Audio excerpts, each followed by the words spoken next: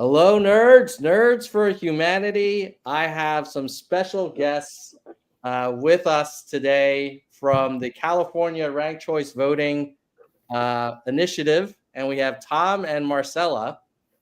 We have a lot to talk about. Welcome to the show, guys. Hello Hi. there, Tom. Thank you for having us. Yeah, why don't we start with maybe a little bit of background on each of you and how you ended up working on ranked choice voting things. Then I think for some of the people who are still new to the concept, we'll get you to just share like a high level elevator summary of why it's good and how it works.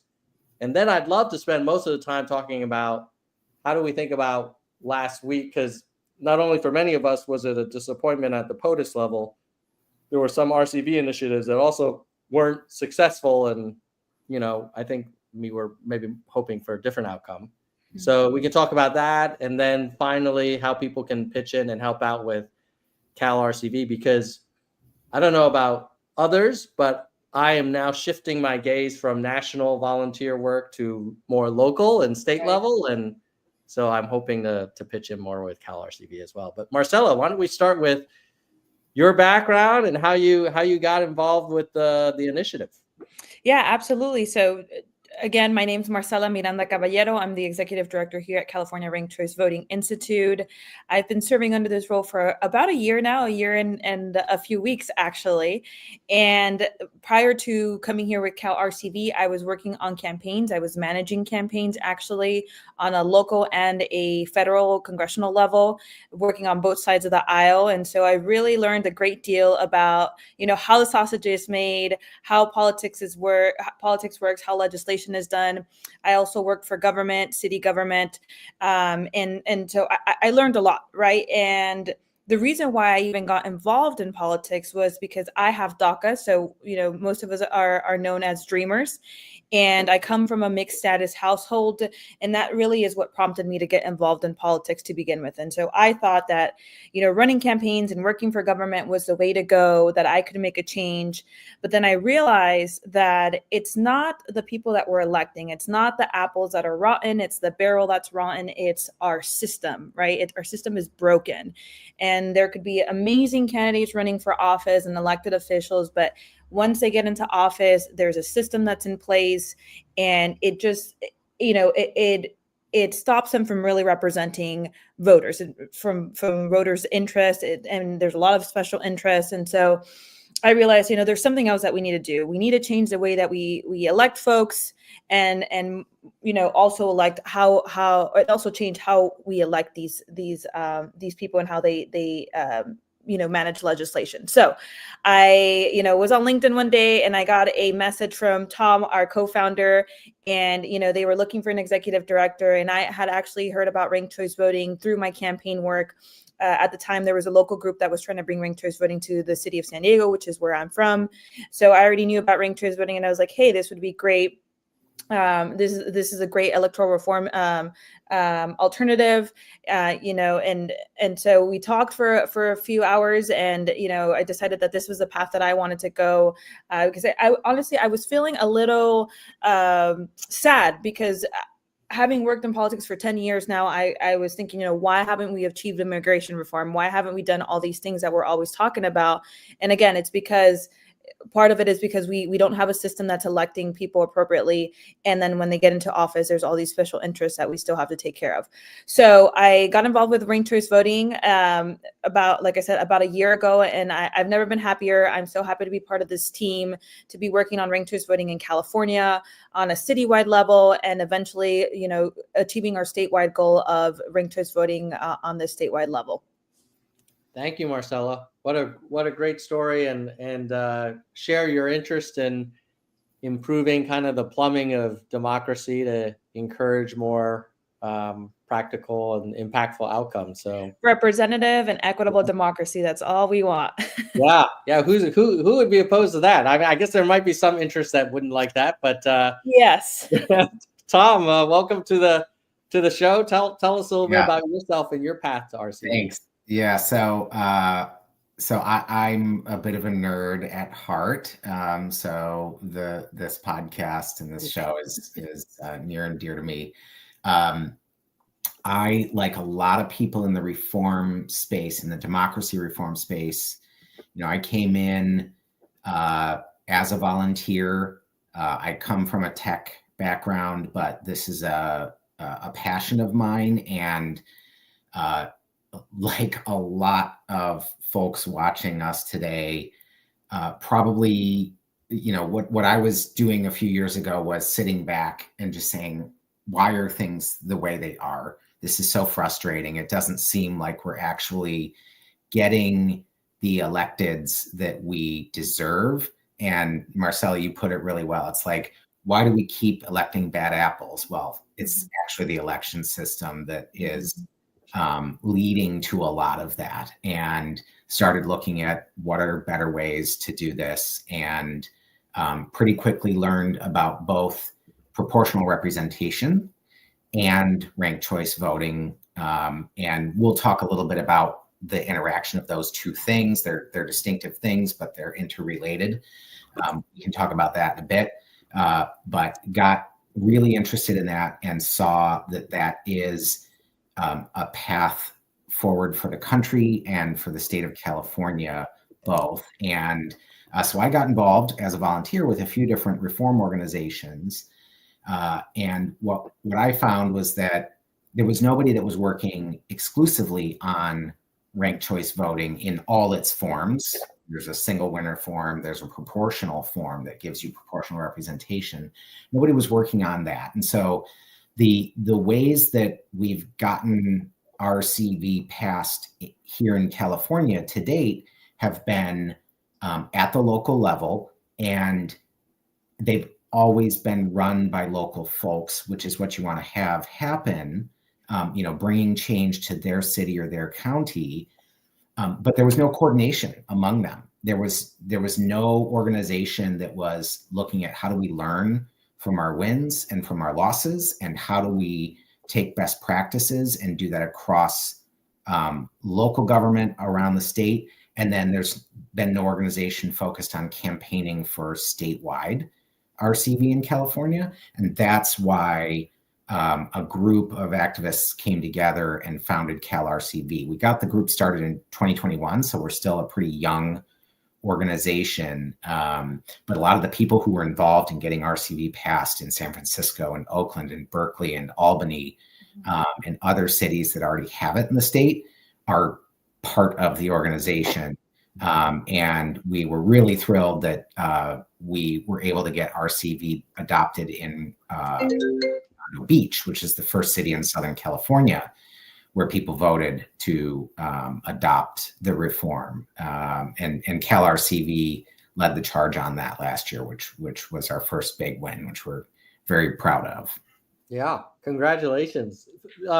Or if you encounter someone, and this could be either for Marcela or Tom, but if you encounter someone, at a party or, on the street or something, and they're like, oh, I've never heard of ranked choice voting, or I don't really know what it is. Like, what is the shortest way to describe it? Because I find myself, I end up in longer conversations, and it's sometimes people are busy.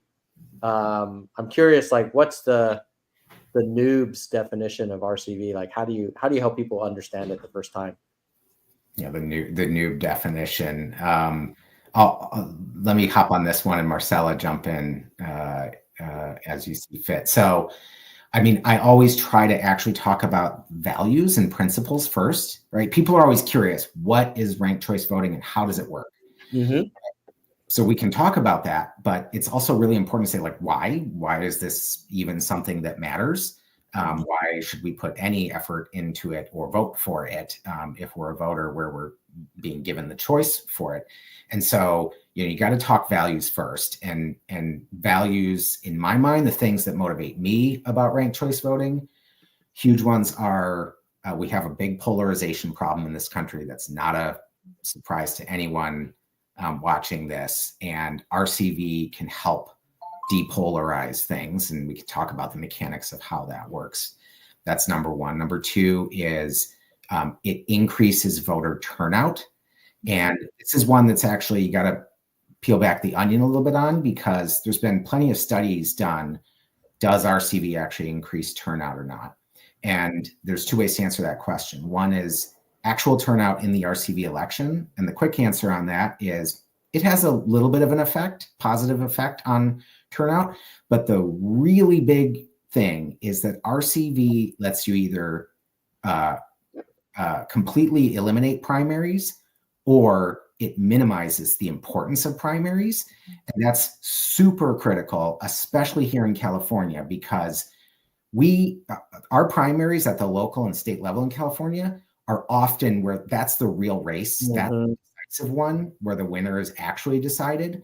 And that's a problem, because turnout in primaries is both incredibly low to begin with, and it's not very representative, right? So the people who actually show up for primaries are not representative of even the electorate, and the electorate is not itself representative of the general population. Right.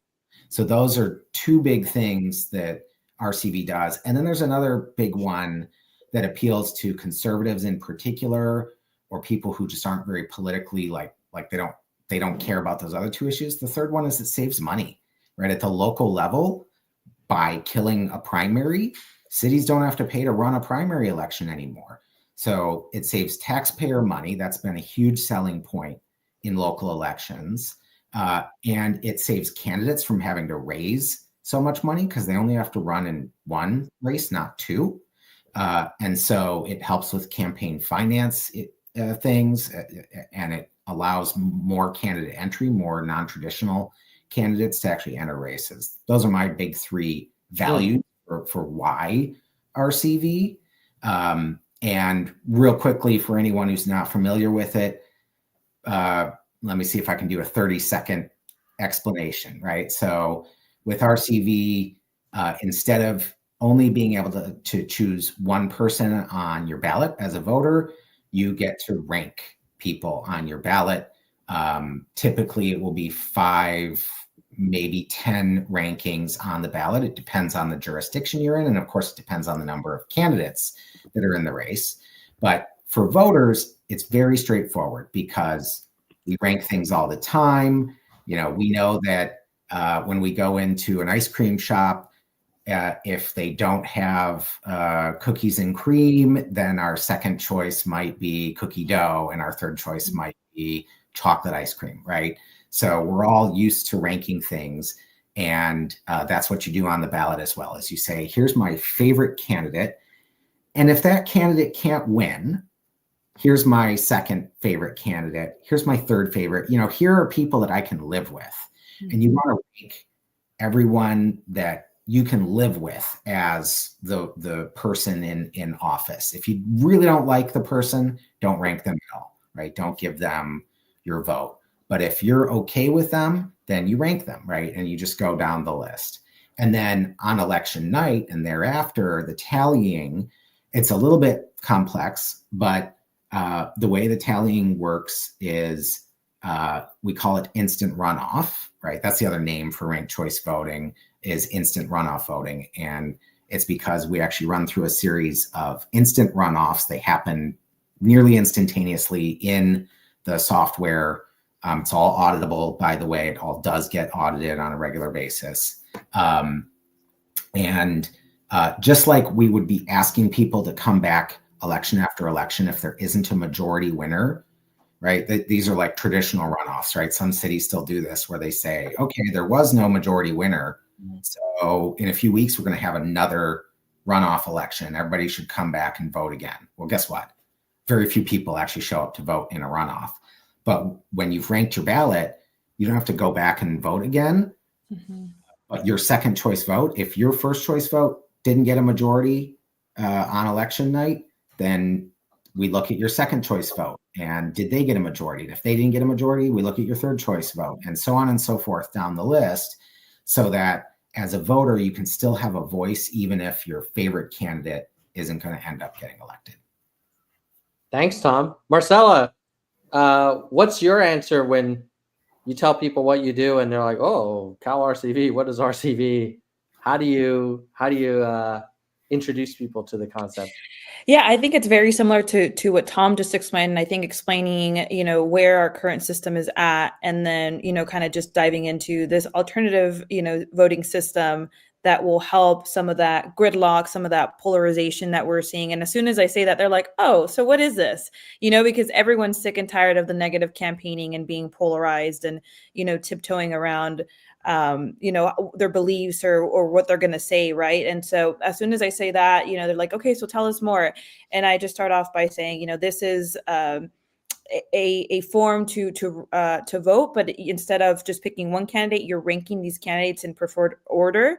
And I do the similar example that Tom just mentioned, which is, we're ranking things every day. When you're choosing an item off of Amazon, you have your top pick, and then you have your second or maybe third choice. And that's kind of how I explain it to them. And they're like, oh, well, that seems pretty straightforward. So what are the positives of having ranked choice voting? And I get into decreased polarization.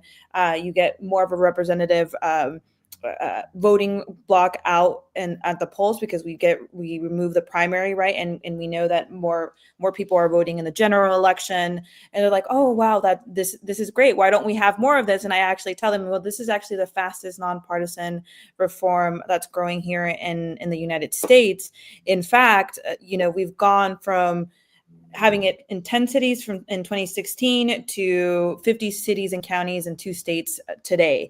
And they're like, oh, wow, I can't believe we haven't heard about this. And so that's kind of what starts the conversation. But really, it's addressing those issues, right? And the biggest one is the polarization aspect to it. People are just tired of being polarized, I think, across the board, no matter what party you're coming from. Yeah, I'm a big fan. I noticed something that happened in the last couple of years, which is there was a point where I felt like everyone was in favor, who understood it would be generally in favor of it. I had a conversation with my mom a few weeks ago when she was like, oh, what are you working on these days? I was like, oh, I think I'm going to do some more work for Cal RCV, in 25. And she's like, oh yeah, remind me, like, what is ranked choice voting? And she's a Republican, and I felt like her skepticism was a little higher than when we had talked about it a few years ago. And she was like, oh, so is this a way for you to block Trump? Or, isn't this what you guys did to Palin? Which I think a lot of people on the other side of the aisle will be like, great, this is a good outcome. But I'm wondering, like, how do you respond to people who say, hey, look, we just elected someone who is not like a middle of the road person, who is absolutely polarizing, but if you believe in democracy, like, he's what the country wanted more than Harris, and maybe he would not have prevailed in an RCV system. I suspect half of us would be like, great, but others would not. How do you respond to, like, maybe skepticism on the activist fronts on both sides, who are like, well, I don't like this. This is now turning into like milquetoast candidate wins outcome. Yeah.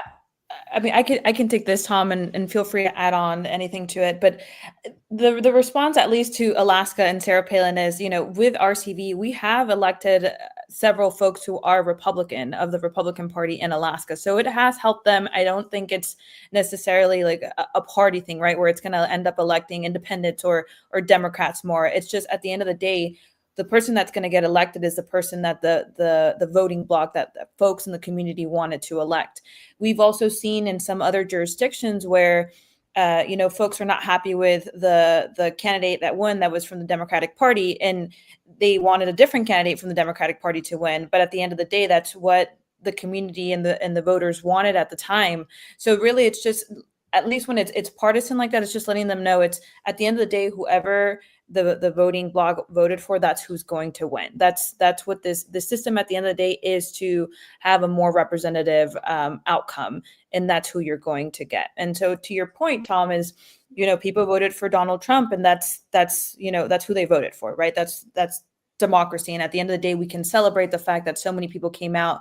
We had a historic turnout to come out and vote. And so essentially that's kind of what I respond.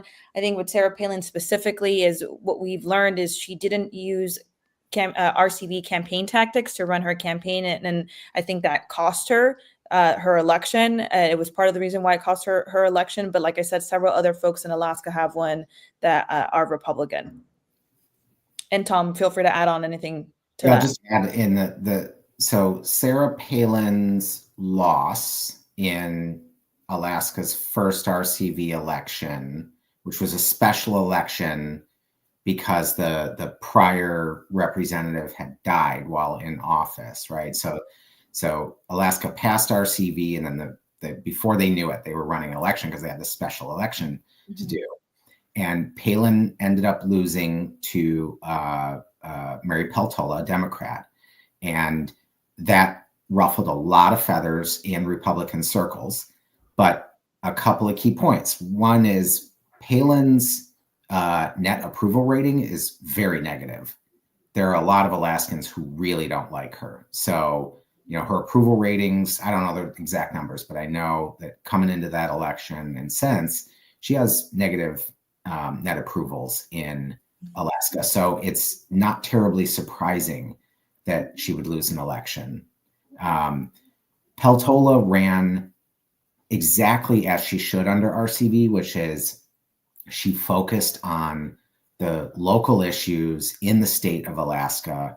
She was, it wasn't like she was carrying the mantle for the Democratic Party, as it shows up in the lower 48. She was talking about fisheries and things that matter to Alaskans. So she ran a really pragmatic and positive campaign.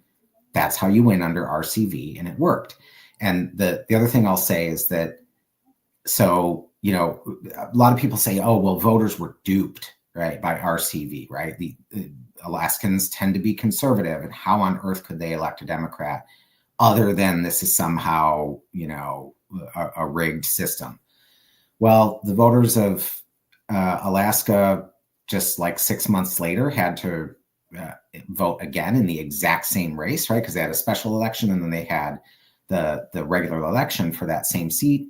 They picked Peltola again, right? When Palin went up against her again. So that's evidence to me that nobody was confused or, fooled by RCV. It's just that it's doing exactly what RCV is all about, which is it incentivizes positive campaigning, issue-focused campaigning, not attacking your opponents, right? Because you turn voters off when you do that, and you don't get second and third choice votes.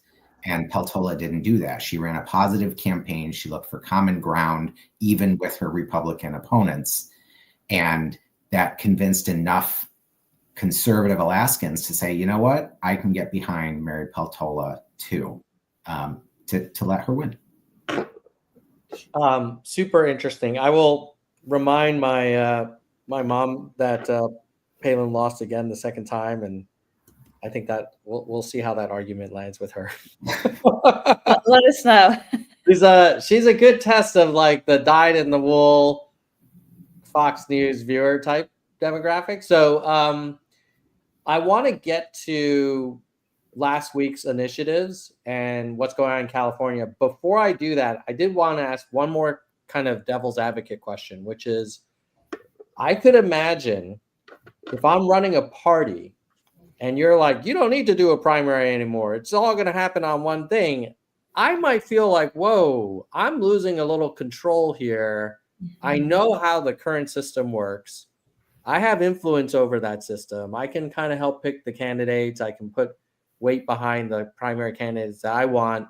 As long as I win that primary and I'm in a, if I'm in a non-purple state and I'm the dominant party, like, I don't even need to worry about the general. It's already in the bag.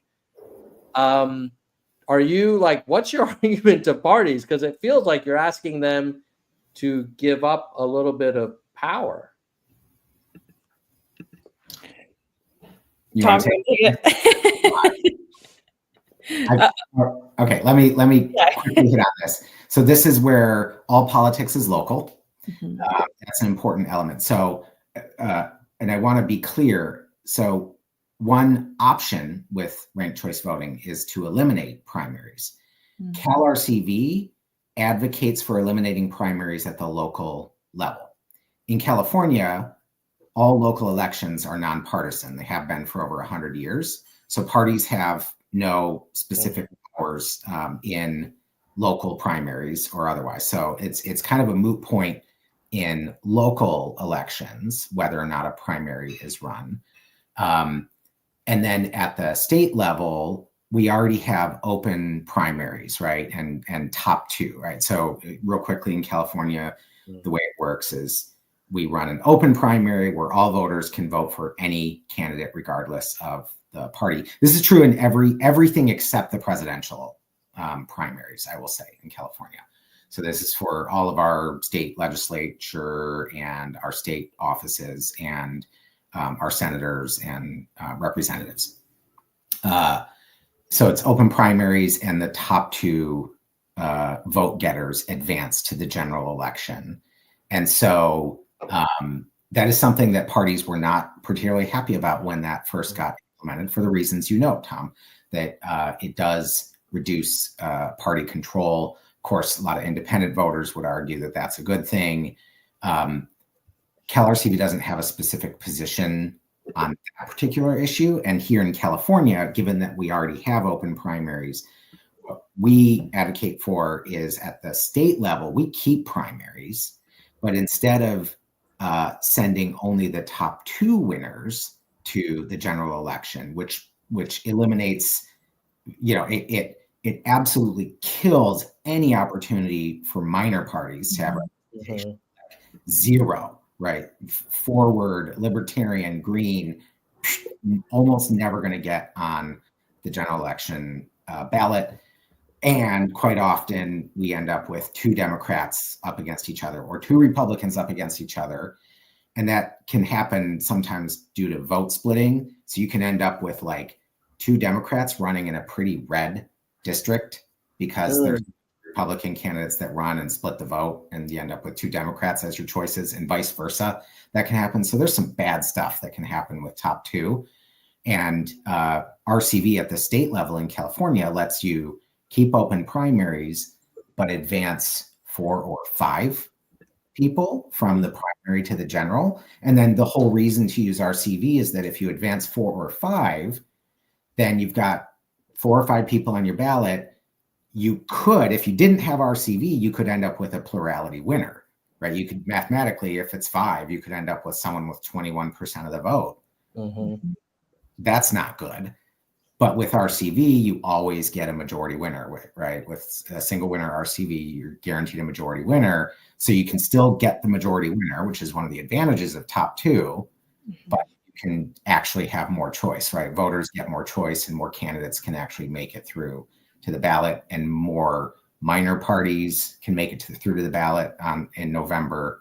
Yeah, that's kind of a long way to answer it, but that's the answer I would give, in terms of party concerns about eliminating or reducing the importance of primaries, right? Reducing the importance is if you're going to advance 5, that's no longer like candidates know that they still have to compete in November if they're going up against 4 people.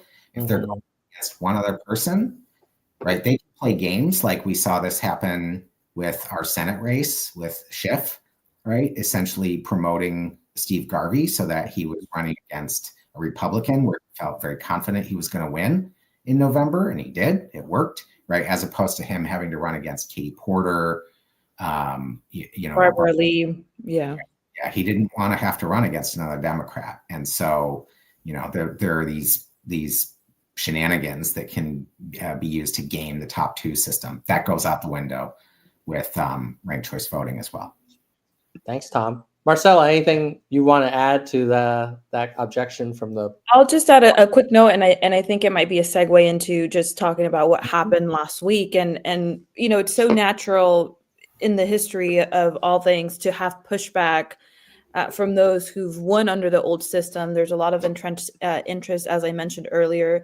What I noticed myself from working in politics, but I think advocacy and education and having meetings with a lot of these parties or interest groups, like maybe, labor unions or, chambers of commerce, wherever you are, at least on a local level, it is important, because that's how you teach them the benefits of ranked choice voting and what it will do for our cities or our communities or wherever we're at. I mean, for example, for us in Santa Clara County, we've been working on ranked choice voting for quite some time, and we have a lot of speakers bureaus, and we spend a lot of time talking to community groups, and a lot of them have hopped on board and they've endorsed ranked choice voting in Santa Clara County. So it's all about having those conversations and talking to them about ranked choice voting. Sometimes it takes one conversation, sometimes it takes 2 or 3, but it's all about having that communication.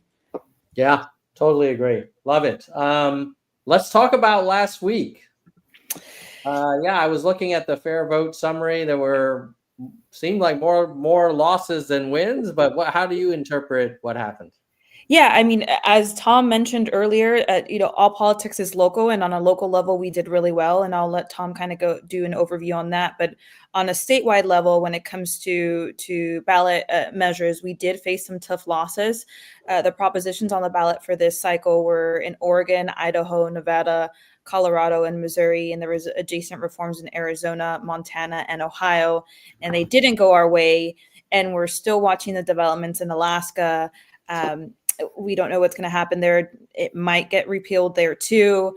But I don't know if that's a symptom of just national politics, or maybe there was a lot of pushback again from these statewide parties, because it was a statewide, they were statewide measures.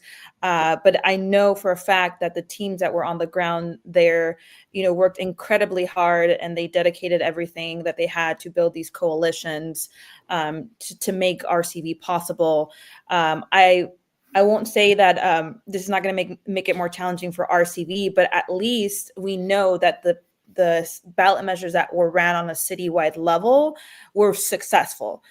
So I think right now we're in the process of analyzing, what went right and what went wrong on a statewide level, and what went right on a citywide level, because we were very successful on that citywide level. And I will let Tom just kind of do an overview on where those city campaigns were and how they went.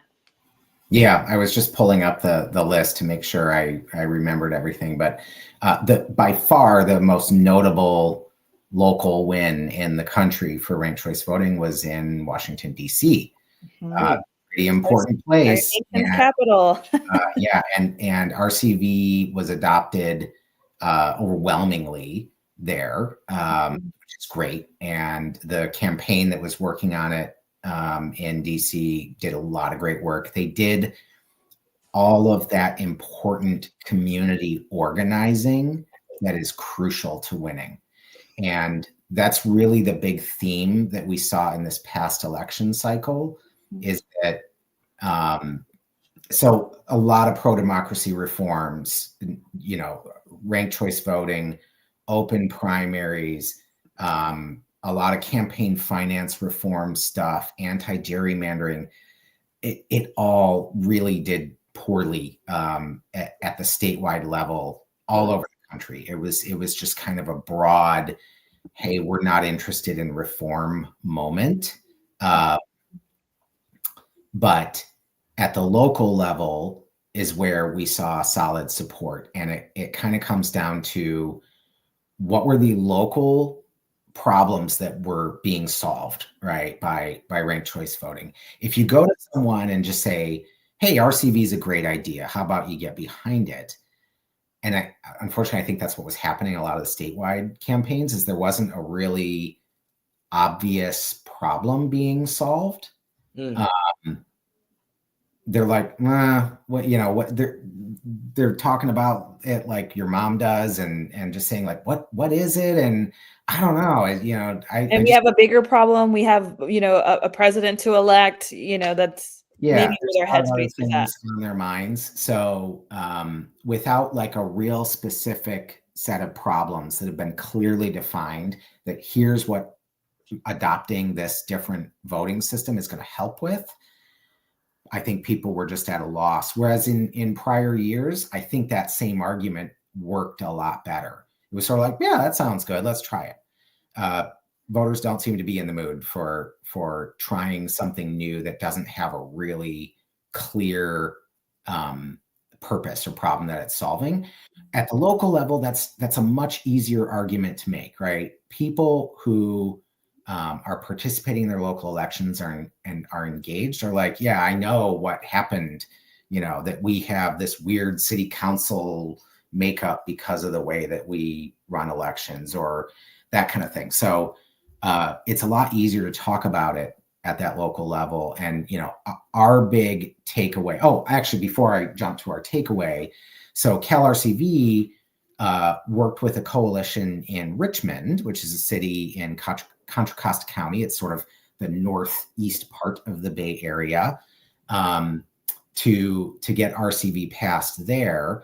And we have kind of a mixed bag of results there, there were actually two measures on the ballot in Richmond. One was to take the city from its current plurality winner model, right? So right now they run one election, whoever gets the most votes wins, period, right? Plurality winners, not a great outcome sometimes because you can get people elected with like 30% of the vote. That's not good.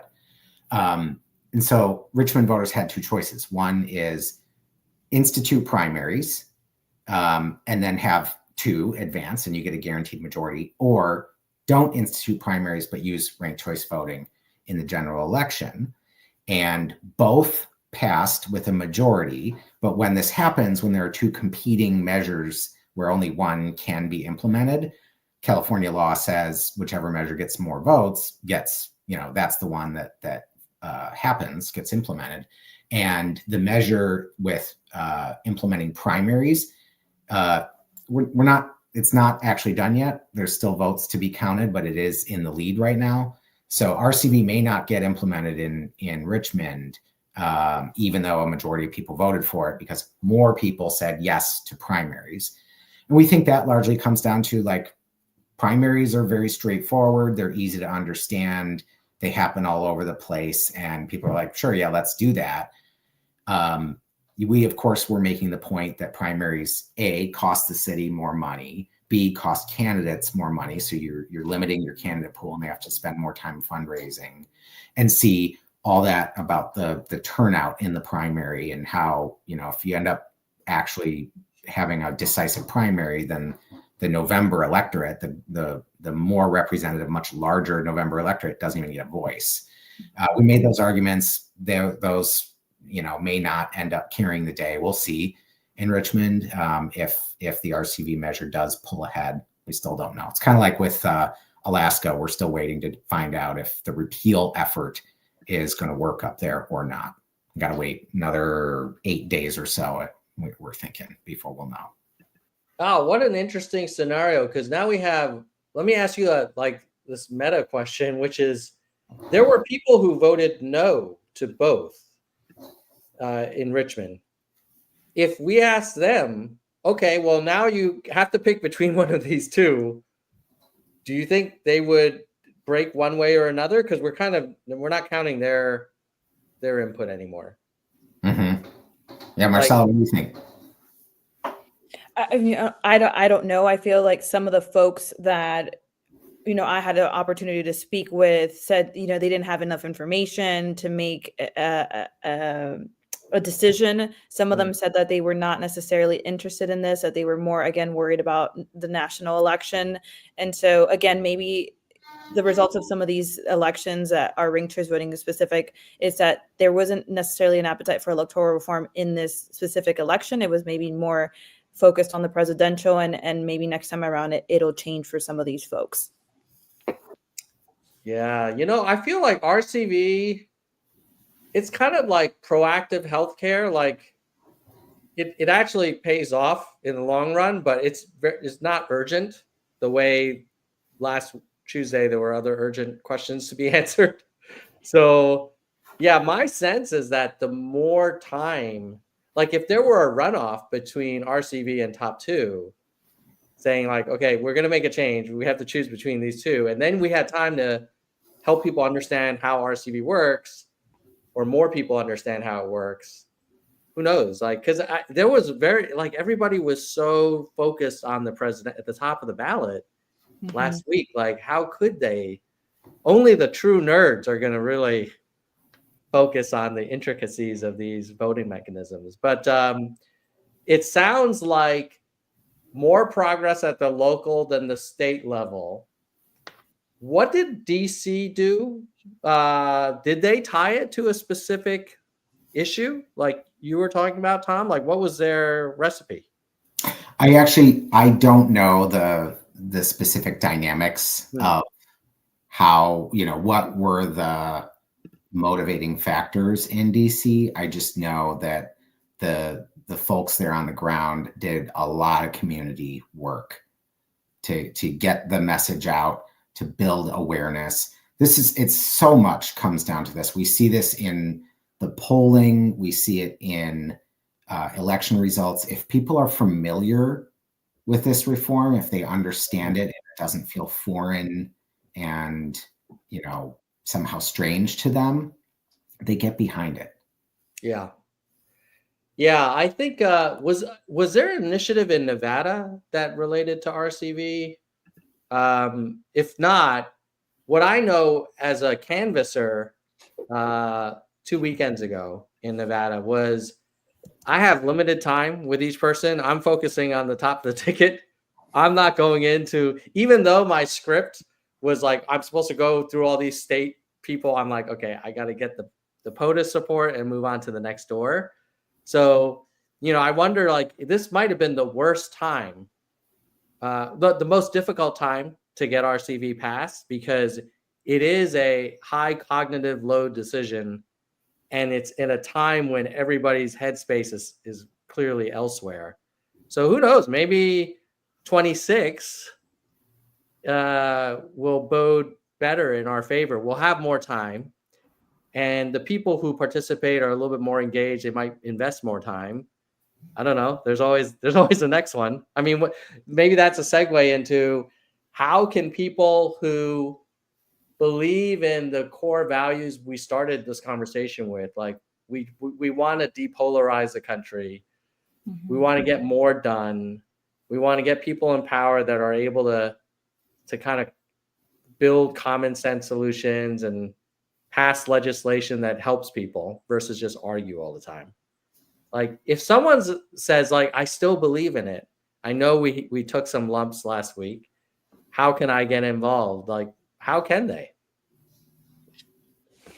Yeah, I mean, I would say if you're in California, please reach out to Cal RCV. Our email is info@calrcv.org. We have several volunteer opportunities. If you are looking to bring ranked choice voting into your local community or city, we are here to guide you and talk to you about ways to do that. We are looking into our 2025 and 2026 cycles and where we're going to be focusing on. So this is a time to reach out to us. But there are several opportunities here on either on a local level or on a statewide level. If you're in an area that doesn't have something going on, we'll have you participate in an area where there is something going on. But definitely reach out to us. If you're in other states, I believe that almost every state has a ranked choice voting chapter. But there's also Fair Vote National. If you want to get involved there on a national level, there's also that organization as a resource. Thanks, Marcela. Tom, any words of action for folks listening who feel like we've got time on our hands? Yeah. So roll up your sleeves, volunteer with your state's RCV organization. The great news is that I think probably all 50 states have an RCV organization. Certainly the great majority do. Mm-hmm. Find out who they are. If you're here in California, go to calrcv.org. There's, we run regular meetings. Tom, you've been to them, right? Where you can come and learn who we are, what we do, how we're pursuing ranked choice voting here in California. It's easy to get involved. And of course, I can't not plug donations, right? We will absolutely take donations. Getting this stuff done is not inexpensive. And, the presidential election raised, each side raised over $1 billion, I think, right? It just insane amounts of money. And yet the amount of money that flows into these long-term systemic reform efforts is tiny compared to that. We're out competing with all of these other campaigns. And this whole time, you can see the through line that we're talking about here is people have to understand what these reforms are about, why they should care, and why they should trust that they're going to actually do what advocates say they are. The only way we can do that is with lots and lots of education. And that, that's from running ads to hiring community organizers to, and an army of volunteers getting out and talking about these reforms. And we just have to stay on it, month in, month out, build that awareness, because that's how we will gain acceptance. And it is working with ranked choice voting, despite the results from last week and some of the statewide losses that ended up happening. It is still the biggest electoral reform in the U.S. It's been kind of coming as a wave for some time. It's also part of why we're seeing more resistance, right? From certain corners, right? We've got more organized resistance now from people who feel threatened. What RCV is all about. And, we've talked about why that is, and, what's the dynamics that a lot of incumbents are very uncomfortable with changing the system they win under today. Yeah. Well, this has been a fantastic convo. I noticed there were 2 live chat questions. Can we bang through those and then we'll end there? Yeah. Sure thing. Real quick. So Sue sounds like someone who likes reform, but she has a preferred method, STAR. I've heard some people advocate for approval as well. Like, what's your answer to fellow innovators who agree that we need to change it, but they prefer a different solution? Marcela, you want to take this one? Yeah, I mean, I would just say quickly, I know that ranked choice voting is a method, like we mentioned before, that's the fastest growing nonpartisan reform. It's used, it's tried and true at this point. I don't believe that STAR and approval voting has been used anywhere just yet. So, that's why, we're champions of RCV, because we know that it works. Tom, I don't know if there's anything else that you want to add on to that. Yeah, I'll just add that, with each of these other alternative vote systems, they've got fans, right? There are people that love approval voting. There are people that love STAR voting.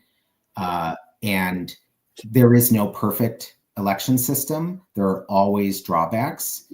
And people will talk about the risks of RCV elections not going, the way they're intended. I will say that almost all of the time, those are hypothetical things, right? Where you could sit down and design out an election that ends up having, for instance, non-Condorcet winners. We're not even going to get into all the details of what that is, but suffice it to say, in reality, right? This is the main point about RCV is it's being used by millions of voters. It's a really proven system, and we know exactly what it can do here in the United States. And we know that in reality, it works incredibly well, and voters are really happy with it. That's why I get behind RCV, particularly. And again, no system is perfect. There are always trade-offs with each one. And when you talk to, reformers that want other systems, it's usually these sort of theoretical arguments. I just think that pragmatically, there is so much energy and momentum behind RCV, and we know it works. It delivers a lot of great things. And the reason, when RCV doesn't win, it's not because people are thinking, well, gosh, if only it always guaranteed a Condorcet winner, I would have voted for it. No. That is not what's going through voters' minds, right? What's going through voters' minds is, why are we even changing to this other system? And that's why you need to be talking about how RCV is already used in 50 cities and 2 states and by millions of voters. Last question. The governor of California vetoed an RCV bill in the past. How can Cal RCV overcome such a formidable opponent? Yeah, I think this goes back to earlier where, we're always going to have opposition, especially in states where there's a party that's in power. California is a perfect example of that. As you know, we're going to have a new governor pretty soon. Depending on who wins, they might be supportive of ranked choice voting or not. And maybe that's when we pursue a statewide initiative. But, the parties are always going to be an issue, whether the governor is in opposition or not. I think, again, it really is going to come down to the advocacy and the education that we're doing, that we've already started the coalition building. I know several other states like Oregon had a lot of support in the state legislature. So, if we don't happen to have the governor's support, just having other folks in our coalition that are also legislators and that are also community advocates that are part of labor unions, that are part of chambers of commerce, I think it's going to take a village, but I think it's definitely possible. And one person's not going to determine our success. Yeah, I mean, this will definitely be an argument that would be in favor for my mom to hear, because then I could say, like, look, it's not just there's. I like it as a centrist. It's like, well, if both ends of the spectrum don't like it, that kind of I'm curious. Like, that sounds like an interesting opportunity there. But I can't thank you both enough for all the work you're putting in. And I know this is a long road, but it could be kind of generational in terms of the impact. So really appreciate you coming on to the Nerd Zone and talking us through it. And hopefully I'll be able to pitch in as well in some capacity next year. Awesome. Well, thank you for having us again, Tom, and thank you to everyone who asked a question and tuned in. Again, please visit calrcv.org if you have any questions or want to reach out to us. We would love to have you guys volunteer and work with us. And donate if you can. Donate, yes. Donate. See you guys later. Bye-bye. Bye. Bye.